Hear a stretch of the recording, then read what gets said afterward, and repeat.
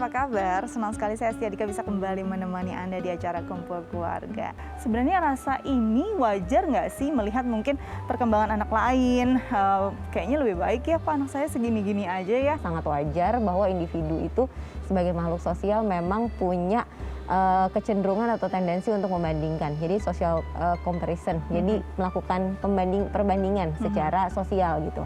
Nah memang sebagai makhluk sosial itu satu hal yang sangat wajar dilakukan. Tapi kalau kemudian itu sudah menjadi satu statement yang kita sampaikan kepada anak, kok si itu bisa gitu, kamu kok enggak gitu kan. Nah itu kayaknya lebih baik dihindari karena banyak riset yang sampaikan efek buruknya jauh lebih banyak dibandingkan dengan efek positif. Meskipun niat kita itu baik. Itu ada nggak sih efek jangka panjang yang bisa terjadi pada anak jika selalu dibandingkan oleh orang tuanya? Iya betul. Kalau kemudian kita berbicara mengenai efek jangka panjangnya gitu kan ya, saat itu anak akan merasa bahwa saya selalu dibandingkan. Standarnya pun juga jadi bukan standar dirinya dia sendiri, tapi standar selalu mengacu pada orang lain yang melakukan itu. Sudah sampai satu titik dibandingkan lagi, sudah sampai satu titik dibandingkan lagi. Pada akhirnya anak bisa merasa tidak percaya diri dengan kemampuan yang dia miliki. Belum lagi kemudian anak ngerasa tidak pernah cukup untuk kemudian memenuhi apa yang menjadi standar dirinya gitu. Karena kecenderungannya kalau udah dibandingin terus dibandingin lagi gitu kan. Itu sebetulnya kan sangat tidak tepat ya untuk perkembangan psikologis anak. Untuk Ibu Fitri sendiri pernah nggak sih melakukan hal serupa tanpa sadar? Pernah sih. Tanpa sadar pernah melakukan banding-bandingkan ke anak. Itu biasanya saat membandingkan atau melakukan hal itu karena apa? Apakah karena memang ingin anaknya seperti ada kemajuan seperti anak lain atau seperti apa? Iya. Kayak apa sih, kayak kalau lagi ini aja sih, lagi kayak main atau apa, kalau lagi lebih ke belajar sih ya. Kayak anaknya tetangga aku nih nih dia belajarnya rajin loh, pinter kayak gitu. Terus kalau ke anak aku kayak males, lebih kayak pengennya main terus kayak gitu sih. Jadi kayak ngebandingin ke dianya. Sebenarnya lebih baik anak ini merespon atau justru diam saja Mbak? Merespon ya.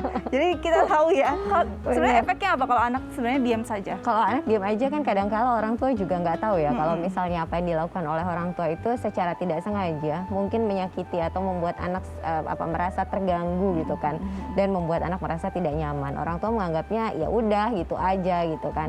Sehingga ketika anak memang merespon apa yang disampaikan orang tua, kemudian anak menyampaikan ketidaknyamanannya atas sikap dari orang tua, at least orang tua bisa dapat kayak warning gitu. Oh iya ya ternyata aku salah nih.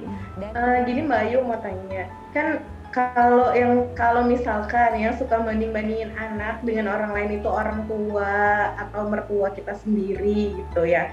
Terus bagaimana ya membicarakannya agar mereka tuh mengerti, terus berhenti untuk membanding-bandingkan cucunya. Karena kan lebih sulit tuh untuk menasehati orang tua dibanding anak sendiri. Agak gimana nih Mbak? Ini sering terjadi ya. Kita udah membandingkan tapi kemudian orang tua atau mertua atau orang lain kemudian membandingkan. Kemudian kalau memang saat itu masih ada di kita di sana, boleh kita langsung sampaikan, misalnya ada anak kemudian dibandingkan oleh orang tua atau oleh orang mertua, boleh kemudian kita kasih hal positif kok ke anak.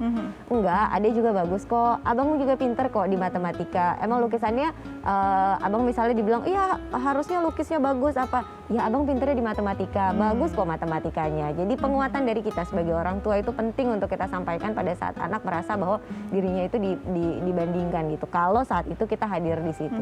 Kalau kepada orang tuanya tentunya kita bisa membicarakan atau sampaikan kepada orang tua bahwa apa sih sebetulnya hal-hal negatif yang didapat dari membandingkan. Kalau tujuannya nggak akan dapat kok, justru malah kemungkinan hal-hal lain yang akan terjadi dan itu efeknya negatif. Sebagai orang tua kita bisa bertanya pada anak apa yang bisa ibu dan ayah lakukan untuk bantu kamu mengatasi kurangnya atau lemahnya kamu tersebut. Sehingga anak merasa bahwa bukan hanya sekedar dibandingkan, tapi dia juga didukung gitu. Yang sering salah kan ngebandingin doang, tapi nggak memberi dukungan. Nah itu akhirnya kan dilepas sendiri kan. Ya terus kata anak saya harus gimana untuk mencapai itu. Jadi orang tua memang harus mengikuti juga, mendampingi juga dan membantu prosesnya gitu ya Mbak Yu.